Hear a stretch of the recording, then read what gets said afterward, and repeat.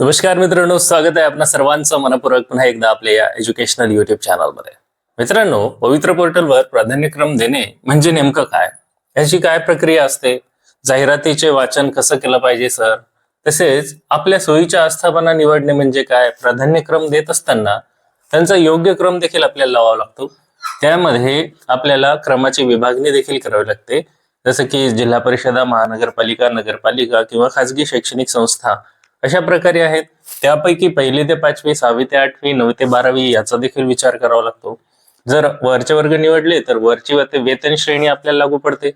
आणि without interview आणि with interview याच्यामध्ये प्राधान्यक्रम देत असताना कोणत्या गोष्टींचा विचार केला पाहिजे, असे सगळे महत्वाचे प्रश्न जे की सर्व अभियोग्यता धारकांच्या मनामध्ये आहेत आणि बरेचसे अभियोग्यता धारक सध्या गोंधळलेल्या परिस्थितीमध्ये आहेत. ते विचारत आहेत की सर आम्ही क्लास लावावा का, प्राधान्यक्रम लावण्यासाठी कुठल्याही प्रकारच्या क्लासेस लावण्याची आवश्यकता आहे का, या सगळ्या गोष्टीची आपण चर्चा आजच्या व्हिडिओमध्ये करणार आहोत. त्यामुळे व्हिडिओला शेवटपर्यंत पहा. चॅनलवर नवीन असाल तर सबस्क्राईब करून घ्या, बेल आयकॉनला प्रेस करा, जेणेकरून असेच महत्वपूर्ण आणि माहितीपूर्ण व्हिडिओज तुम्हाला मिळत जातील. सर्वात अगोदर मित्रांनो, प्राधान्यक्रम देणे म्हणजे काय हे आपण पाहू. ऍक्च्युअली प्राधान्यक्रम देणे म्हणजेच काय, पसंतीक्रम देणे. पसंतीक्रम देणे म्हणजे प्रिफरन्सेस देणे. आता एखाद्या गोष्टीसाठी तुम्हाला काही पर्याय दिले जातात, त्यापैकी तुम्हाला सर्वात अगोदर कोणती गोष्ट पाहिजे, त्याच्यानंतर कोणती पाहिजे, त्याच्यानंतर कोणती पाहिजे, ही ठरवण्याची तुम्हाला काय दिलेली आहे, चॉईस दिलेली आहे. म्हणजे जेव्हा तुमच्याकडे ऑप्शन्स भरपूर असतात ना, when you have multiple options that time you have to choose that which things should be given priority. बरोबर आहे की नाही.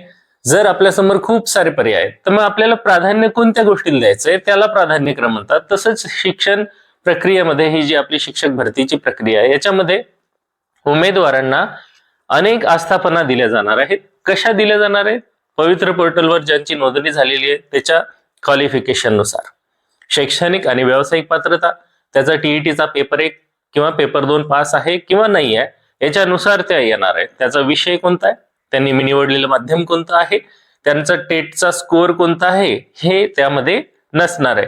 पण त्याच्यानुसार आपल्याला ठरवायचंय की आता की तुम्हाला कोणत्या संस्थेला प्राधान्य द्यायचंय. आता ज्या उमेदवारांचा स्कोअर खूप कमी आहे त्याला देखील ती संस्था येणार आहे, ती देखील आस्थापना येणार आहे, जिथे त्याच्यासाठी जागा असते, त्याच्या कॅटेगरीची जागा आहे, त्याचं समांतर आरक्षण असेल तर त्या ठिकाणी तो प्रत्येक ठिकाणी अप्लाय करू शकतो. म्हणून तशा सगळ्या संस्था, आस्थापना, नगरपालिका, महानगरपालिका, जिल्हा परिषदा सगळं त्याला त्याच्या लॉग इन मध्येच दिसणार आहे. म्हणजेच तुम्हाला तुमच्या लॉग इन मध्ये दिसणार. जेव्हा पवित्र पोर्टलचं प्राधान्यक्रम देण्याचं टॅब चालू होईल ना, त्यावेळेस सगळ्यात पहिलं काम तुम्हाला तुमचा जो आयडी आहे तो टाकायचा आहे, त्यानंतर पासवर्ड टाकायचा आहे, कॅप्चा टाकायचा आहे आणि लॉग इन करायचं. लॉग इन केल्याच्या नंतर तुम्हाला काही ऑप्शन दिसणार आहेत. ते ऑप्शन मध्ये सगळ्यात अगोदर दिसणार आहे की जनरेट प्रिफरन्सेस, म्हणजे प्रिफरन्सेस जनरेट करायचे आहेत. जसं तुम्ही त्या जनरेटला क्लिक केलं तर तसं तुम्हाला काय होणार आहे, सगळ्या तुमच्या क्वालिफिकेशन नुसार, आता ज्या गोष्टी मी सांगितल्या त्याच्यानुसार संस्था, आस्थापना, जिल्हा परिषद, नगरपालिका असे येणार आहेत. त्या क्रमाने नसणार आहेत, त्या फक्त तुमच्या क्वालिफिकेशन नुसार, व्यावसायिक आणि शैक्षणिक, तसेच आता ज्या गोष्टी सांगितल्या त्याच्यानुसार आलेल्या आहेत. मग आता याच्यात तुम्हाला काय करायचंय, याच्यामध्ये तुम्हाला सगळ्या जाहिराती उघडायच्या आहेत, ओपन करून त्याला वाचन करायचंय. हे करण्यासाठी तुम्हाला एक तर मोबाईल मध्ये तुम्ही त्याला ओपन करू शकता, पण मोबाईल लहान दिसते ना आपल्याला ते, तर त्याच्याऐवजी त्याची थेट प्रिंट काढून घ्यायची आहे. जेवढे कागद असतील होऊ द्या, प्रिंट काढायची आणि त्याच्यात तिथे तुम्हाला दिसणार आहे. आता सगळ्या जाहिराती ओपन करून त्याच्या प्रिंट काढणं शक्य आहे का, नाही. तुम्हाला प्राधान्यक्रमाची प्रिंट काढायची आहे ना. किती संस्था तुम्हाला त्यामध्ये विचारल्या गेलेल्या आहेत, किती आस्थापना त्यामध्ये आलेल्या आहेत, त्याची सरळ सरळ प्रिंट काढायची आहे आणि मोबाईलमध्ये किंवा तुमच्या लॅपटॉपमध्ये तुम्हाला एक एक काय करायची, जाहिरात उघडायची आहे. आता फॉर एक्झाम्पल तुम्हाला एक जिल्हा परिषद आलेली, जिल्हा परिषद बुलढाणा असं आलेलं, आणि जर ही जिल्हा परिषद बुलढाणा आहे तुमच्याकडे, तर त्या ठिकाणी तुम्हाला पाहायचंय तिथे जनरल है ना, वर तिथे तुम्हाला कोणत्या विषयाच्या जागा आहेत ते दिसणार आहे. माध्यम कोणतं आहे ते तर तुमचं माध्यम तुम्हालाच येणार आहे, त्याच्यात चूक होणार नाहीये. पण एखाद्या माणसाने, एखाद्या मुलाने, मुलीने किंवा मॅडमने किंवा सरने जर चुकीचं माध्यम टाकलेलं असेल रजिस्ट्रेशनला, तर त्याला ते चुकीचंच येणार आहे, हे लक्षात ठेवा. माध्यम विषय वगैरे आलेला असेल तुम्हाला तिथे जनरल आहे, त्याच्यानंतर खाली तुमचे कॅटेगरीज आहेत पहा. जनरल वुमेन आहे, जनरल वुमेन नंतर तुमच्या सगळ्या कॅटेगरीज येणार आहेत आणि इथे त्याच्या जागा दिसणार आहेत. तर तुम्हाला तुमच्या कॅटेगरी, समजा आता तुम्ही ओबीसीचे कॅन्डिडेट आहात तर ओबीसी वुमेन असाल तुम्ही, तर इथे वुमेनच्या 2 जागा, जनरल ओबीसीच्या जागा असतील त्या ठिकाणी शेवटी दिलेल्या असतात. तर त्या जनरलच्या जागा ज्या आहेत, समजा इथे 7 आहेत, तर टोटल 7 आणि 2 9 जागासाठी ही ओबीसी महिला ही काय करू शकते, त्या शर्यतीमध्ये राहू शकते. बरोबर ना? म्हणजे अशी एक एक जाहिरात तुम्हाला उघडायची आणि बघायचंय की तुमच्या कॅटेगरीनुसार, तुमच्या संवर्गानुसार, तुमचं जे समांतर आरक्षण आहे त्याच्यानुसार त्या प्रत्येक आस्थापनेला किती जागा आहेत. समजा मग आता हे जेडपी बुलढाणा आहे, त्या पसंती क्रमाच्या कागदावर तुम्हाला लिहून घ्यायचंय, इथे 2+7 लिहायचं आहे आणि टोटल जागा तुमच्या येतील 9. मग असं हे सगळं विचारात घेत असताना सर्वात जास्त जागा कुठे आहेत, ते तुमच्यासाठी सेफ राहणार आहे का, हे शेवटी ठरवायचंय सगळ्या आस्थापनांचा अभ्यास झाल्याच्या नंतर. तर हे असते प्राधान्यक्रम देणे म्हणजे काय, याची प्रक्रिया काय, अगदी सिंपल शब्दात सांगतो, थोडक्यात सांगतो. जेव्हा वेळ येईल तेव्हा प्रत्येक टॉपिकवर आपण डिटेल व्हिडिओ घेऊ.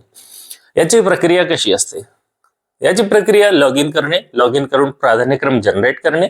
जनरेट केले की तुम्हाला सगळे प्राधान्यक्रम येतात, म्हणजे तुम्हाला किती आस्थापनांना पसंतीक्रम देता येते. पण यावर्षी लिमिटेड प्रेफरन्सेस असल्यामुळे तुम्ही फक्त 100 आणि 50, विदाउट इंटरव्ह्यू 100 आणि विथ इंटरव्ह्यू 50लाच तुम्ही प्राधान्यक्रम देऊ शकता. त्यामुळे तुम्हाला सगळ्या संस्थांची पडताळणी तर करायलाच पाहिजे, पण पसंतीक्रम फक्त 100 आणि 50 150चाच द्यायचा आहे. जनरेट झाल्या, आता त्याला नंतरचा टप्पा काय, तर असाइन करणे. असाइन करणे म्हणजे काय की योग्य क्रमाने लावणे. मग कशा क्रमाने लावायचं, तिथे फक्त क्लिक करायचं असते है ना. ते क्लिक कसं करायचं त्याचा डेमो तुम्हाला नंतर मिळून जाईल. मग आता समजा तुम्हाला जिल्हा परिषद बुलढाणा ही इथे 9 जागा आहेत, पण ही जागा कमी वाटते तुम्हाला, मग तुम्ही याला पहिल्या 10 मध्ये नाही देता, तुम्ही 11व्या 12व्या नंबरवर ठेवू शकता. मग ह्याला क्रमाने लावणे म्हणजे असाइन करणे. आता हे असाइन करत असताना आपल्याला ते लॅपटॉप मध्ये मोबाईल मध्येच करायचं आहे, फक्त त्याला क्रमांक द्यायचे आणि हे सगळं रफ वर्क तुम्हाला तुमच्या पेपरवर करायचं. आता हे सगळं जे रफ वर्क आहे ना, तर हे रफ वर्क तुम्ही करताना तुम्हाला प्रिंट डाउनलोड करून घ्यायची आणि त्याच्यावर हे काम करायचंय. मग त्याचा योग्य क्रम लावायचा आहे, त्याला असाइन करणे म्हणतात. आणि मग त्यामध्ये तुम्हाला जिल्हा परिषदांना सर्वात अगोदर प्रायोरिटी द्यायची असेल तर सगळ्या जिल्हा परिषदांना तुम्ही एक क्रम देऊ शकता. पण जर तुमची क्वालिफिकेशन बघा, आता इथे 1ली ते 5वी, 7वी, 9वी ते 12वी या 3 गोष्टीचा पण विचार करणं गरजेचं आहे. कारण 9वी ते 12वीला जर तुम्ही पात्र असाल, म्हणजे तिथे टीईटीची अट नाहीये, पण तुम्हाला तो जर हाय स्केल मिळवायचा असेल आणि तुमचे मेरिटचे मार्क्सही चांगले असतील तर तुम्ही याला आधी प्राधान्यक्रम देऊ शकता. म्हणजे तुमच्या मेरिटनुसार तुम्हाला टेटमध्ये जेवढे स्कोअर मिळालेला त्यामध्ये जर चांगले मार्क असतील तर तुम्ही वरच्या श्रेणीला जास्त प्राधान्य देऊ शकता, कारण सिलेक्शनचे चान्सेस जर असणार जे तुम्हाला मार्क जास्त आहेत म्हणजे, आणि वरची श्रेणी निवडायची म्हणजे तुम्हाला पेमेंट पण जास्त मिळणार आहे. त्याच्यामुळे 6वी ते 8वी क्रम उलटा ठेवतात बरेचसे जण, की तुमची हायर क्वालिफिकेशन आहे, मार्क चांगले आहेत तर तसं करा, पण हायर क्वालिफिकेशन आहे, मार्क कमी आहेत तर मग मात्र तुमच्या TET 1 TET 2 याच्यानुसार तुम्हाला खाली उतरायचं आहे.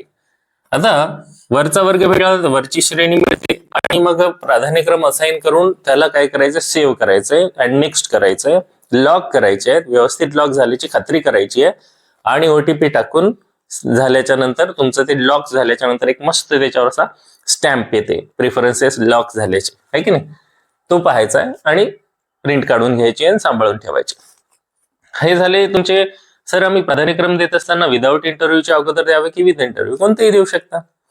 विदाऊट इंटरव्ह्यूच्या आधी द्या, चांगला अभ्यास करा त्याचा, कारण ते तुम्हाला गव्हर्नमेंटच्या इन्स्टिट्यूशन्स मध्ये 100% ग्रँटेड मध्येच नेणार आहे. हा, विथ इंटरव्ह्यूचाही तुम्ही नंतर करू शकता, कधीही करा, पण पॅरलली दोन्ही गोष्टी तुम्हाला करायच्या आहेत. एक 10 ते 15 दिवसाचा तुम्हाला वेळ मिळत असते, त्या दिवसांमध्ये तुम्हाला 2-4 दिवस 5-6 दिवस चांगला त्याचा बारीक अभ्यास करायचा आहे आणि नंतर प्राधान्यक्रम लवकर लॉक करून घ्यायचा. काही काळजी करायची नाही, टेक्निकल इश्यूज आले, लॉक होत नाही, OTP येत नाही, काही जनरेट होत नाही, अशा अडचणी आल्या तर त्या देखील आपण वेळेवर सॉल्व्ह करूया.